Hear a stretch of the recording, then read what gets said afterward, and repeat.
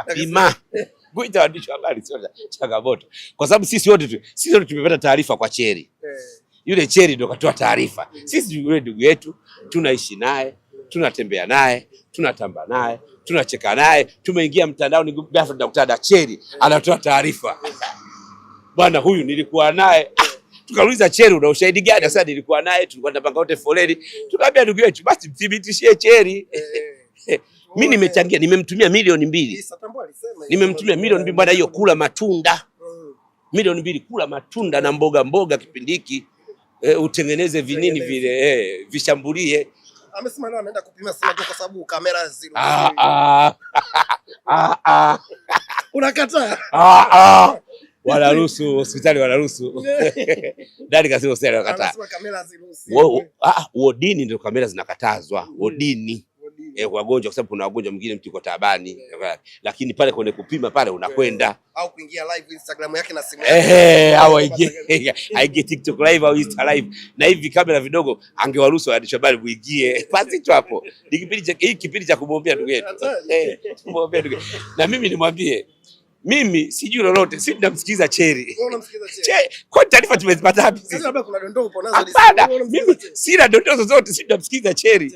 Cheri ndio anatuambia, jamani kuna hichi leo. Kuna hichi. Tuambia kweli Cheri tuthibitishie, akatuthibitishia. Kwa kati ya Doto na Cheri wewe uko upande wa Cheri. Mimi namsikiza Doto sasa, Cheri katoa vitu. Doto yamjibu Cheri kwa kumpinga kwa fact. Bwana Cheri kasema hiki cha uongo. Ndio kasema leo bwana mimi babu siwezi kuonyesha unyayo. Na hawezi kuonyesha unyayo. Doto sionyesha unyayo, ni mwiko. Hai babu ya unyayo. Sasa hivi ukimsimamisha mwanamke anakuambia inua unyayo. Mimi nijikague, wewe msiuzumu. Sasa tukakuta unyayo. Jamani unyayo jamani. Huu una magaga tu. Unyayo wangu una magaga, hebu uzumu. Una magaga tu. Vidoto. Una vidoto. Sijakaa watu wakazumu hapa wakaviona. Bwana nimeona mbona kusema kwamba nilomba una chuki kwa my influencer wenzako ndio. Sasa ule si Mkongo. Ubungo yake wazi na mashaka nao. Una mashaka? Wanaofuatilia. Mimi nadhani kwa level ambayo mnafikia nyinyi sasa hivi ni watu ambao mnatazamwa kwa jicho kubwa sana na watu ambao mna impact kubwa sana kwenye jamii, lakini watu ambao mmeshikilia mitandao kwa kuiendesha kwa burudani zenu na migogoro yenu ya hapa na pale bandia ambao mnakuwa mkiibua mara kwa mara. Inapokuja kwenye swala la afya ya mtu, je, ni sahihi kwa mtu kama wewe ambaye pia mwisho wewe kutangaza hata kwenye media kubwa kushadadia kwa ukubwa huo? Yaani ni kwamba jamii mnaiweka vipi kwa upande wako? Kwanza kiukweli yule Cheri hata kama ni kweli amekosea. Tukiacha mambo ya utani, Cheri amekosea. Unajua hakuna kitu kibaya mtu kumzushia kitu ambacho ni privacy yake. Sasa kama mimi leo nina kovu hapa, nina kilema, nitembee na mwanamke kwa mtu wenyewe una kilema hapa, kosa kisheria, hata kiustaarabu haipo vizuri. Kwa hiyo sijajua Cheri aliwaza nini, kwa sababu kama yeye aliamua kujitangaza kama na virusi vya ukimwi, alikuwa hata kutumia platform yake kuwasaidia watu wengine, lakini kwenda kumzushia mtu ambaye huna, kwa sababu anayethibitisha wewe ni mgonjwa ni daktari. Hata kama miguuni mwako na vidoti, unatete kuanga, unatoka madonda humu, hatuwezi kuthibitisha wewe una ukimwi mpaka daktari wachukue damu zako wazipeke maabara mara 3. Na bado majibu ni siri kati ya daktari na mara 3 daktari ndio atathibitisha una ukimwi, na baada ya kuthibitisha hiyo atakupa majibu wewe ukiwa na mtu wako karibu au wewe peke yako. Kuanza kuyatangaza matokeo yako ya upimaji ni ridhaa yako. Kiukweli Cheri alikosea. Sisi tupo kwa sababu ya utani. Sababu kuna wakati wangu ananipigaga, kwa wakati wake lazima nimnyoshe. Lakini in reality Cheri kama influencer ambaye tulikuwa tunamuona kwenye upande wa ukimwi yeye ni champions. Lakini kwenye hili nimemfuta kusema yeye ni champions, kwa sababu huwezi kuweka privacy za mtu ambaye unaona kabisa ana influence kwenye jamii ukaibua hoja nzito.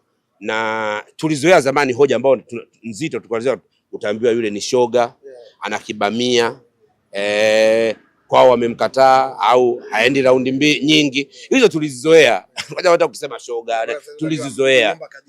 Mwanamke wake kajengewa na mwanaume mmoja kwa anakaa tu. Kwa vitu hivyo tumevizoea vidogo vidogo, lakini unapokuja kwenye swala la afya very sensitive.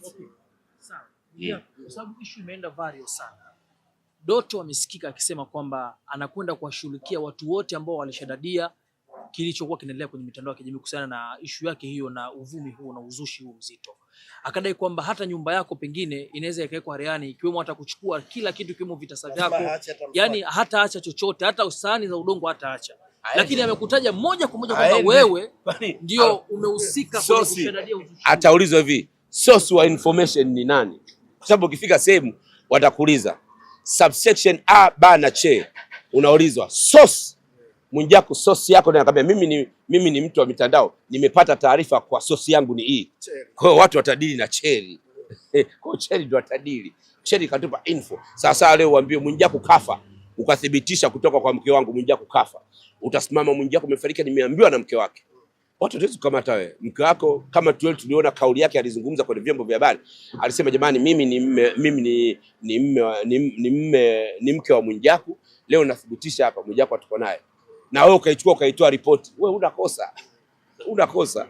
Sisi kama Mwijaku amejihami. Tukizungumza kwamba ni issue ya kisiasa na nini, ndio maana ameamua kuchafua.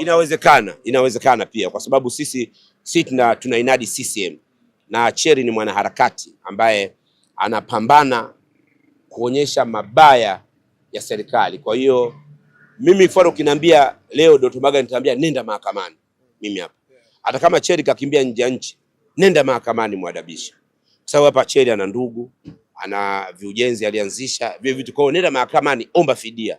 Ile fidia utakayoiomba weka remedy. Kwa kifupi ni kwamba ameamua kumshauri Doto kwamba aende mahakamani. Labda kushauri basi kupitia maikizi. Nasemaje? Nenda mahakamani. Usipenda mahakamani, hiyo taarifa itakuwa kweli. Nenda mahakamani. Achana mambo kwenda hospitali tu kwenda kupima. Kupima ni privacy ya mtu. Yaani mimi siwezi kulazimisha wewe upime unaonyesha matokeo yako, hapana. Aende mahakamani. Nenda mahakamani. Kafungue madai. Tena madai mwambie kupitia taarifa ya Cheri nimepoteza bilioni 20. Yaani kupitia taarifa ya Cheri nimepoteza bilioni 20. Makampuni yamedrop contract na mimi. Sipati tena unaanza na hivyo tu. Umeondoka hiyo. Cheri atatafuta kote alipo. Sasa kuna wanasheria nje, atakamatwa, atapelekwa, atajibu hoja. Mnashindana kwa hoja. Na akiziacha hizi amekwenda na maji. Hilo doa kulitoa sio mchezo. Ni fursa ya kupata hela. Moja ya wadau mbalimbali ambao wanafuatilia masuala haya ya media kwa jumla, inaonekana kwamba kulingana na maudhui ambayo mnatengeneza kwenye mtandao, kuna aina nyingi ya jamii inashindwa kuwaelewa kwamba mna madhumuni gani, kwa sababu kuna watu wanakuamini wewe binafsi, lakini inapotokea ishu kama hiyo, sasa labda unashadadia na ni mtu anashindwa kuelewa kwamba Mwijaku yuko serious kukandia kwa sababu Doto anachuki naye. Kwanza nataka kujua, kwanza unachuki na Doto? Sina chuki na Doto. Nyinyi kipingia Doto ananishambuliaga, mbona mnakaaga kimya, amuulizi Doto unachuki na Mwijaku? Anavoniita mara kichwa mviringo, sijui kichogo, maswali anita nani, msomi, sijui na gorofa kama na gorofa nasema kama nini sijui. Yaani anasema mbona msemaji amtego bwana, mbona unamshambulia sana Mwijaku? Kwa ujumla ukaona umepata sehemu ya kulipizia. Mimi nikasema hapa ndo pa kumlipazia. Nikasema hapa simuachi. Ila humchuki. Simchuki, nampenda sana. I really like him.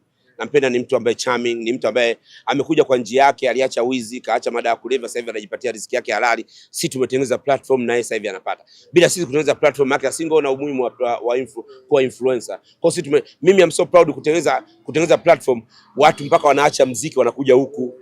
Wao tegemea Suma Mnazeti ataacha muziki, atapambana kuachawa. Japo wanavamia ile style hawaijui. Yaani wao wanakwenda na chuki. Ndio maana wanalamba block kama Zuchu anamblock. Yaani mimi unaona hujai kuona msanii ameniblock. Kwa sababu wanajua the way na misingi yangu ninafanya nayo kazi. Sasa wale wameivamia kazi ya influencer, uchawa wameuvamia kiutofauti. Yaani wanaweka chuki za ukweli. Kuna wale mwingine tu sijui incredible, wote wanapigwa pini, wanablokiwa na wasanii. Mwisho nimeblokiwa na msanii hata mmoja.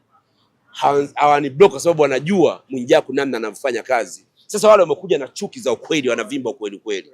Kwa unavovimba ukweli, madhara yake ndio hayo. Unagombana na mtu, anakupiga pini, anakupiga block, wanazidi kuharibu. Ndio yale ya ndugu yetu Mr. Paul Brand kwamba Mwijaku kadondoka Katoro tu kimya. Mimi hili ni dubwasha kubwa mdogo wangu. Unapiga mtu KO. Hili ni dubwasha kubwa. Usindane na Mwijaku, hili ni dubwasha mdogo wangu. Limekaa miaka 10 kwenye hii sekta. Najua nini cha kufanya, engo gani kuingia na engo gani kutoingia. This is brand, super brand. Kuna watu wanavamia tu hii. Of course, no, me I'm so proud if kuna damu mpya zinakuja, which is very good. Okay, yani imefikia stage mpaka kwa brand anatoa maelekezo ya namna ya kuongea na matajiri. Anadai kwamba analipa mpaka. Sasa mimi siwezi kumwongea mtoto kama huyo na wewe. Uliza watu wa maana, uliza kina Doto Magari, uliza kina Baba Levo, uliza sio watu wakubwa wakubwa. Uliza sasa kama Diamond kamuuliza bwana Timburo anasema yeye anafuga kuku, ana kuku wengi. Diamond atakuwa na ndugu yangu, mbona kama una adabu? Sawa, DC tumeongea sana kuhusu Doto bwana na Cherry, lakini swala lako la nyumba pia gusa mitandao ya kijamii, ni moja kati ya story kubwa ambayo ipo. Unaona nini kinaenda kutokea? Unaona ukipoteza jengo lako la bilioni? Siwezi kupoteza. Nimeweka bilioni 1.3 pale. Siwezi kupoteza. Nitapambana mpaka mwisho. Kwa sababu mimi nakwenda kudili na ule Surveyed Plot Company kwa sababu wale ndo wana hati halisi. Wana offer na wana hati halisi. Surveyed Plot Company wale ndo nitadili nao na kaa nao hivi pap. Kwa sasa hivi mnaenda kukaa wapi, hoteli na sasa hivi? Sasa mimi mke wangu tunalala kwenye magari.